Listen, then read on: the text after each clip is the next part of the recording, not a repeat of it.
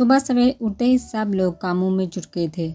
نکاح تو پہلے ہی ہو چکا تھا اور کچھ مصروفیات کی بنا پر بارات کی جگہ آج ان کا ریسیپشن رکھا گیا تھا۔ آج کافی بڑی تعداد میں لوگوں نے شرکت کرنی تھی۔ بی جان نے پارلر والی کو گھر ہی بلا لیا تھا۔ وہ دونوں دلہنوں کو تیار کر رہی تھی۔ اذلان ناگسا پرنس کوٹ پہنے تیار ہو کر روم سے باہر نکلنے لگا تھا جب ابریش بے دھڑک اس کے روم میں آئی تھی۔ نیلے رنگ کا شارٹ فراک ساتھ تنگ ٹراؤزر پہنے، بالوں کو سٹائل سے جوڑا بنائے تیار کھڑی ابریش اذلان کو زہر لگ رہی تھی۔ اسے دیکھتے اذلان کا موڈ خراب ہوا تھا، آنکھوں میں غصے سے سرخی نمایاں ہونے لگی تھی۔ مجھے تم سے بات کرنی ہے اذلان، ابریش بولتے ہوئے نروس سی لگ رہی تھی۔ بنا اس کی پوری بات سنے غصے میں آگے بڑھتے اذلان نے اسے گلے سے پکڑتے دیوار سے لگایا تھا۔ تم جیسی چال باز عورت کی کوئی جھوٹی بات میں سننا نہیں چاہتا، آئندہ خیال رکھنا اور مجھ سے 200 فٹ کی دوری پر رہنا ورنہ میرے ہاتھوں سے قتل ہو جاؤ گی۔ اس کے کان کے قریب جھکتے اذلان پھنکارا تھا۔ اذلان کے ساتھ گرفت اپنے گلے پر محسوس کرتے ابریش کو سانس لینے میں مشکل ہو رہی تھی۔ سدرا کون ہے؟ ابریش نے اس کا ہاتھ ہٹانے کی ناکام سی کوشش کرنے کے بعد اذلان کی آنکھوں میں دیکھتے پوچھا۔ میری پہلی بیوی اور تمہاری سوکن۔ جھٹکے سے ابریش کا گلا چھوڑتے اذلان نے طنزیہ مسکراہٹ سے بتایا۔ اس کی مسکراہٹ کے پیچھے چھپی انکہی کہانی وہ جان نہیں پائی تھی۔ جلن کی شدید لہر ابریش کو اپنے وجود میں اترتی ہوئی محسوس ہوئی تھی۔ اب کہاں ہے؟ ابریش نے اسپارس سے لہجے میں پوچھا۔ وہ بھی آ جائے گی 1-2 مہینے تک، پھر تم دونوں ایک دوسرے کے بال کھینچتے رہنا۔ میں اپنے بیٹے کو لے کر ایک سائڈ پر ہو جاؤں گا۔ ویسے بھی کردار تم دونوں کا ایک جیسا ہی ہے، دماغ بھی ایک ہی طرح کا گھٹیا ہے، ایک دوسرے کے ساتھ لڑتے مرتے رہنا۔ تم جھوٹ بول رہی ہو، ابریش نے اذلان کی آنکھوں میں دیکھتے کہا۔ وہ ہنستا اور ہنستا ہی چلا گیا۔ جاؤ جا کر آمنہ آنٹی سے پوچھو، وہ بتا دیں گی سدرا کا۔ اذلان اس کا سرخ پڑتا چہرہ تھپتھپاتا استہزائیہ لہجے میں بولتا اسے جلتا کرتا چھوڑ کر کمرے سے نکل گیا تھا۔ امائزہ نے پاؤں کو چھوٹی گولڈن میکسی پہنی ہوئی تھی جس پر نفیس سا کام کیا گیا تھا۔ اس کے بالوں کو کرل ڈالے دونوں طرف سے آگے کیا گیا تھا۔ گولڈ کا سر گلے میں پہنتے ساتھ گولڈ کے چھوٹے جھمکے پہنے، سر پر خوبصورت انداز میں دوپٹہ ٹکائے جبکہ دوپٹہ ایک طرف سے آگے کیے وہ لوگوں کو ٹھٹکنے پر مجبور کر گئی تھی۔ گولڈن میکسی امائزہ کی سبز آنکھوں کے ساتھ بے حد جچ رہی تھی۔ اسے جو بھی دیکھ رہا تھا وہ ایک پل کے لیے تھم سا جاتا تھا۔ اس کے چہرے پر موجود معصومیت اس کے حسن کو مزید ابھار رہی تھی۔ مہرال نے پاؤں کو چھوٹی گہری سرخ رنگ کی میکسی پہنی ہوئی تھی جس پر سرخی نگوں سے کام کیا گیا تھا۔ گولڈ اور سرخ نگوں والا سرٹ پہنے، باریک سی نتھ لگائے، بالوں کا اسٹائلش سا ہیئر سٹائل بنائے، دوپٹہ سر پر اوڑھے مہرال اپنی جانب اٹھنے والی سب نگاہوں کو تھمنے پر مجبور کر رہی تھی۔ دونوں دلہنوں پر ٹور کا غصہ آیا تھا۔ اذلان اپنی ذمہ داری پر مہرال اور امائزہ کو حال لے کر آیا تھا۔ انٹری پر ہی اسے اسکندر اور میر مل گئے تھے۔ اسکندر نے بلیک 3 پیس سوٹ پہنا ہوا تھا جبکہ میر نے گرے رنگ کا 3 پیس سوٹ پہنا ہوا تھا۔ اسکندر نے دائیں طرف کا دروازہ کھولتے امائزہ کے آگے بڑا ہاتھ تھمایا تھا۔ اس کو دیکھتے وہ مسمرائز ہو گیا تھا۔ اذلان کی مسکرا کر گلا کھنگارنے پر اسکندر نے اپنی جانب مسکرا کر دیکھتی امائزہ کے ماتھے کو محبت سے چومتے اس کا چہرہ دوپٹے سے آدھا ڈھک دیا تھا۔ امائزہ کے گال مسکرانے پر سرخ پڑ گئے تھے۔ اسکندر کے لمس پر وہ نظریں جھکا گئی تھی۔ ہاتھ تھامتے اسکندر سے اپنے ساتھ اندر لے گیا تھا۔ میر نے مہرال کا ہاتھ تھام کر اسے کار سے باہر نکالا تھا۔ مہرال کے چہرے پر نظر پڑتے میر ساکت ہوا تھا۔ بھائی آپ کی ہی بیوی ہے، اندر جا کر سکون سے دیکھیے گا۔ اذلان کے ہنس کر بولنے پر میر نے شرمندہ ہوتے اسے گھورا۔ نرمی سے مہرال کا ہاتھ تھامتا میر نے اسے اپنے ساتھ اندر لے گیا تھا۔ دونوں کپل کا باری باری فوٹو شوٹ ہو چکا تھا۔ مہرال اور امائزہ کو اسٹیج پر چھوڑے اسکندر اور میر سب مہمانوں سے مل رہے تھے۔ تمہاری بیوی بہت خوبصورت لگ رہی ہے، یہ معمولی سا دوپٹہ کا ٹکڑا ابھی اس کا حسن نہیں چھپا سکا۔ جارتگی نے اسکندر کے گلے ملتے سرگوشی کی تھی۔ اسکندر کی رگیں تن گئی تھی۔ اگر یہ بات تک تنہائی میں اسکندر سے کہتا تو اب تک یقیناً مجھ سے زندہ زمین میں گاڑ چکا ہوتا۔ زبان سنبھال کر بات کرے جج صاحب اسکندر کے لہجے میں وارننگ تھی۔ اسکندر مبارک ہو جا۔ رافع اسکندر کو دیکھتا اس کے قریب آیا تھا۔ اسکندر تقی کو چھوڑتا رافع سے ملنے گیا تھا۔ آج فرصت مل گئی آنے کی، مجھے لگ رہا تھا تم آج بھی نہیں آؤ گے۔ اسکندر ہلکا سا مسکرا کر بول رہا تھا، تمہارا ریسیپشن کم سے کم میں مس نہیں کرنا چاہتا تھا۔ رافع نے جواب دیا تھا، تم میرا ایک کام کرو گے رافع؟ اسکندر نے جج تقی کی طرف دیکھتے رافع سے پوچھا، ہاں بولو کیا کام ہے؟ رافع نے اسکندر کی نظروں کی طاقت میں جج تقی کو دیکھا۔ جج تقی کو کسی طرف صرف 5 منٹ تک ہال کے پچھلی سائڈ پر بھیجنا اور کوشش کرنا اس دوران لائٹ آف ہو جائے۔ اسکندر نے اسے کام بتایا، تم بے فکر ہو کر جاؤ، 5 منٹ بعد تمہیں جج تقی مل جائے گا۔ رافع کا جواب سنتا اسکندر ایک نظر عمائزہ پر ڈال کر اذلان کو عمائزہ کے پاس جانے کا میسج کرتا پچھلے حصے کی طرف گیا تھا۔ 5 منٹ بعد جج تقی کے پچھلے حصے کی طرف آتے دیکھ کر اسکندر ایک سیدھا ہوا تھا۔ لائٹ آف ہوتے ہی پھرتی سے جج تقی کی طرف بڑھتے اسکندر نے اس کے منہ پر ہاتھ رکھتے اسے مارنا شروع کیا تھا۔ 5-6 مکے اور 2-3 ٹانگیں اور 4-5 تھپڑ مارنے کے بعد اپنا غصہ وہ ٹھنڈا کرتا تیزی سے جج تقی کو دوبارہ پھینکتا، اپنی شرٹ ٹھیک کرتا، وہاں سے ہال میں آ کر اپنی عمائزہ کے ساتھ بیٹھ گیا تھا۔ عمائزہ نے مسکرا کر اسکندر کی طرف دیکھا جس نے عمائزہ کا ہاتھ تھامتے اپنے لبوں سے لگایا تھا۔ عمائزہ نے سرخ گالوں سے شرماتے نظریں جھکا لی تھی۔ میر اسکندر کو اشارہ کرتا میرال کو صحیح سے اٹھا کر اپنے ساتھ کہیں لے گیا تھا۔ مبارک ہو عمائزہ، الفت اسٹیج پر آتی عمائزہ کو سرپرائز دیتے ہوئے بولی۔ عمائزہ نے حیرانی اور خوشی کے ملے جلے تاثرات سے الفت کو دیکھا۔ سوری یار، آج میرا لاسٹ پیپر تھا اور دیتے ہی فوراً یہاں آئی ہوں، ورنہ تمہاری شادی میں نے کبھی مس نہیں کرنی تھی۔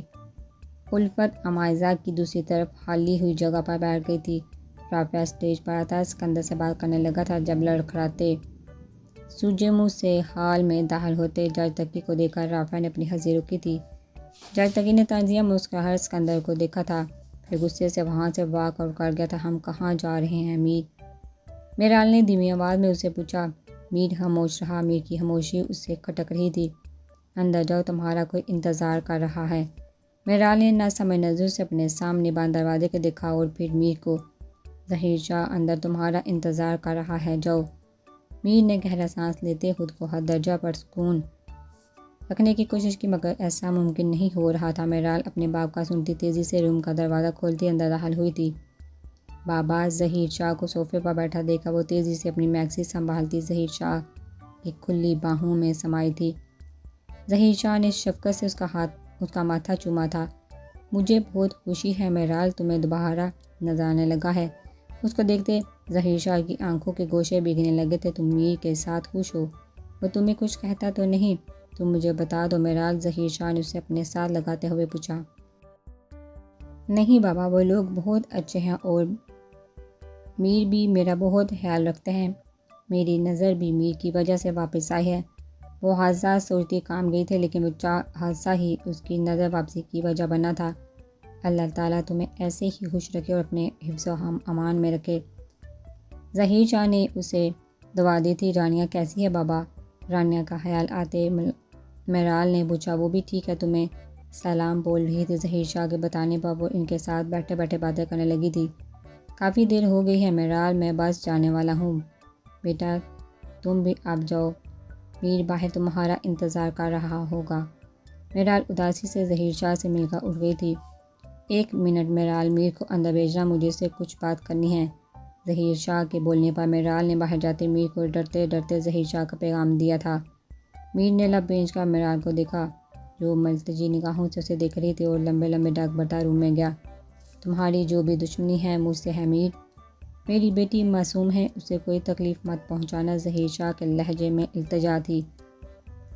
میں بھی ایسے ہی آپ سے منتا کرتا تھا کہ آپ کس مجھ پر کبھی رحم آیا جو میں آپ کی بیٹی پر رحم کروں؟ بازو سینے پر باندھے میر ظہیر شاہ کو طنزیہ نگاہوں سے دیکھنے لگا تھا۔ ظہیر شاہ ایک بے بس سانس خارج کرتے چپ ہو گئے تھے۔ میں کوئی گارنٹی نہیں دوں گا مگر پوری کوشش کروں گا اسے ہر طرح سے اذیت پہنچا سکوں۔ ظہیر شاہ کو بولتا وہ تیزی سے باہر نکل گیا تھا۔ میرال کا بازو تھامتے وہ اسے اپنے ساتھ ہال سے باہر لے گیا تھا۔ ظہیر شاہ میر کے جواب بار میرال کے لیے پریشان ہو گئے، نہ جانے ان کی بیٹی کے نصیب میں کیا تھا۔ جب بھی وہ تھوڑا خوش ہوتی تھی اس کی خوشیوں کو نظر لگ جاتی تھی۔ بھابی میں آپ کا بیٹا 5 منٹ کے لیے چرا رہا ہوں، آپ کو کوئی پرابلم تو نہیں؟ اذلان نے اپنے سامنے کھڑی سمارٹ اور سٹائلش سی لڑکی سے پوچھا۔ وہ میر کے دوست کی بیوی تھی۔ ہاں لے جاؤ، بس جلدی واپس لے جانا۔ اس کا جواب سنتے اذلان اس کا 4 سالہ بیٹا عفان کو اٹھاتا اپنے ساتھ لے گیا تھا۔ بیٹا میں تمہیں بڑی سی چاکلیٹ اور 1.5 ساری کینڈیز لے کر دوں گا، مگر تمہیں مجھے ڈیڈ بولنا ہوگا۔ اب ہمارے پاس ایک آنٹی آئے گی، تم نے اس کے سامنے مجھے ڈیڈ بولنا ہے۔ اذلان کے لالچ دینے پر عفان جٹ سے مان گیا تھا۔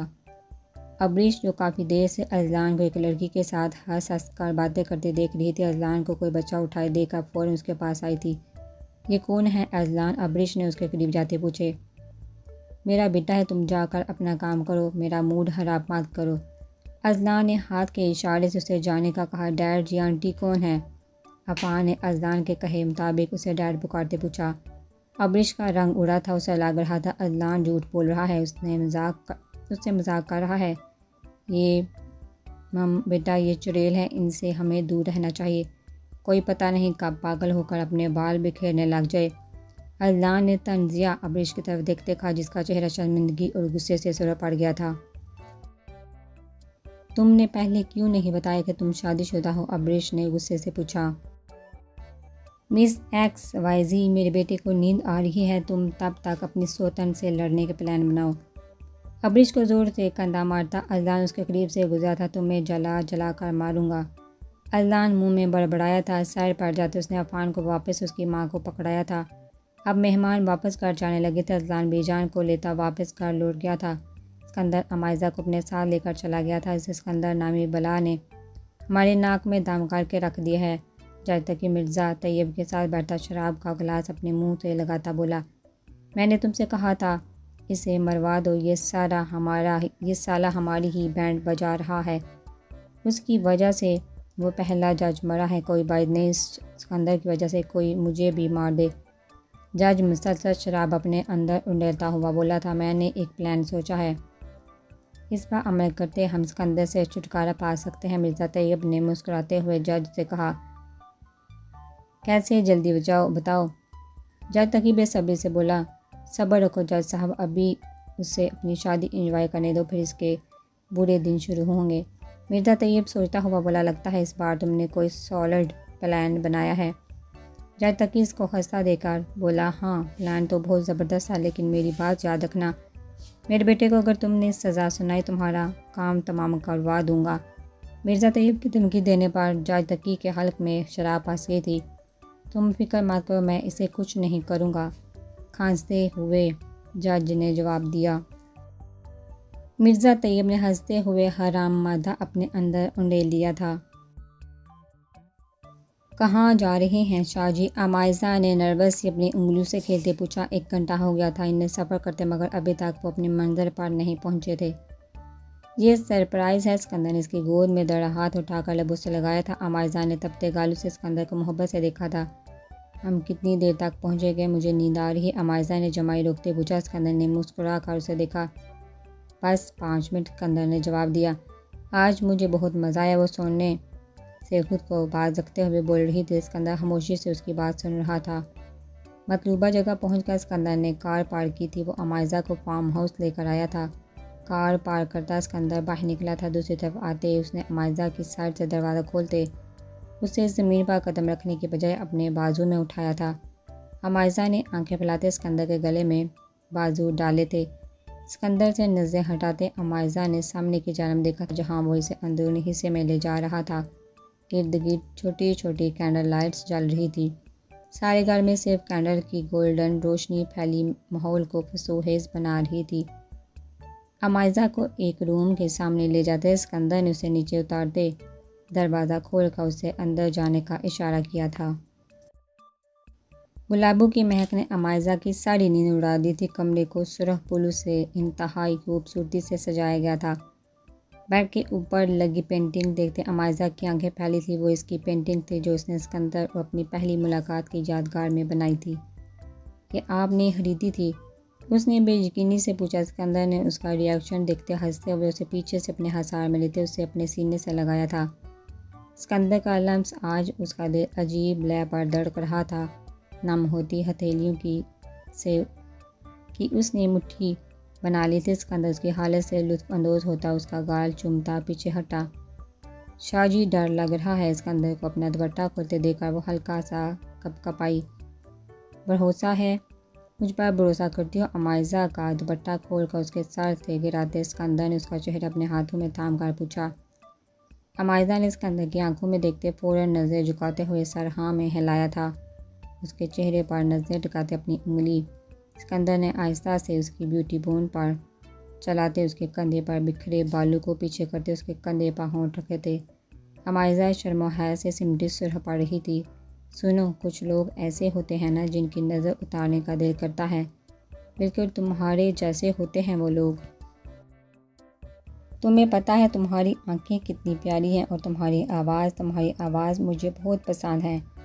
تمہیں دیکھ کر، تمہاری مسکراہٹ کو دیکھ کر، تمہاری آنکھوں کو دیکھ کر تمہارے صدقے جانے کو جی چاہتا ہے۔ عمائزہ کے جھمکے اتارتے اسکندر نے اس کے کان کے لو کو چوما تھا۔ عمائزہ کو اپنے لمس پر سمٹے دیکھ کر اسکندر کی مسکراہٹ گہری ہوئی تھی۔ عمائزہ کا سیٹ اتارتے اسکندر نے ساری جولی وہاں موجود ٹیبل پر پھینک دی تھی۔ مجھے شرم آ رہی ہے۔ عمائزہ نے اپنے ہاتھوں سے چہرہ چھپایا تھا۔ اسکندر کا کہکہ سن کر وہ مزید سرخ پڑ گئی تھی۔ عمائزہ کے ہاتھ چہرے سے ہٹاتے اسکندر نے اس کا چہرہ اوپر اٹھایا تھا۔ اپنی آنکھیں کھولو عمائزہ۔ اسکندر کے مضبوط لہجے میں بولنے پر عمائزہ نے جھٹکے سے آنکھیں کھولی تھی۔ عمائزہ کی آنکھیں کھولنے پر اسکندر نے تیزی سے جھکتے اس کے ہونٹوں کو چوما تھا۔ گردن تک سرخ پڑتے عمائزہ نے آنکھیں بند کی تھی۔ اسکندر نے اس کی بند آنکھوں کو پڑتے جذبات سے چوما تھا۔ عمائزہ کی کمر کے گرد بازو باندھتے اسکندر نے اس کے سرخ ہونٹوں کو اپنے ہونٹوں کی گرفت میں لیا تھا۔ اس کی سانسوں کا جام پیتے اسکندر کی گرفت اس کی کمر پر مضبوط ہوئی تھی۔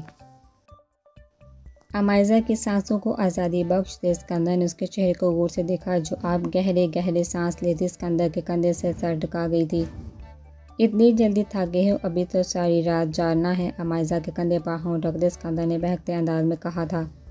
عمائزہ نے سرخ اندھاری چہرہ مزید اسکندر کے سینے میں چھپایا تھا۔ اسے اپنے سینے سے نکالتے اسکندر نے اس کے بیکے ہونٹوں کو انگوٹھی سے سہلاتے اس کی لرزتی پلکوں پر ہلکی سی پونک ماری تھی۔ بے حد نرمی سے جھکتے اسکندر نے اس سبز آنکھوں والی گڑیا کو اٹھایا تھا۔ بیڈ پر لے جاتے اس کا سر چومتے اسکندر نے مزید پیش رفت کی تھی۔ عمائزہ اس کے محبت سے بڑے لمس سے شرم و حیا سے اسکندر میں سمٹی چلی گئی تھی۔ گھر پہنچتے میر میرال کو گاڑی سے نکالتا تقریباً گھسیٹتے ہوئے اندر لے کر گیا تھا۔ میرال اس کے اچانک بدلاؤ پر گھبراہٹ سے زرد پڑنے لگی تھی۔ میر، مجھے درد ہو رہا ہے۔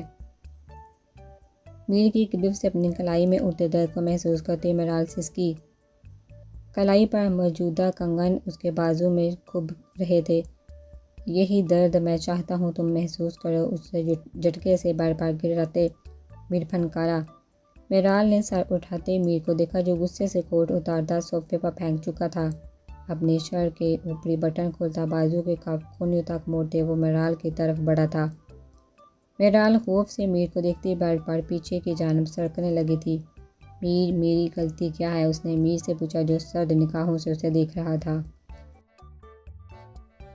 تمہاری غلطی یہ ہے کہ تمہیں زبردستی میرے سر پر مسلط کیا گیا ہے۔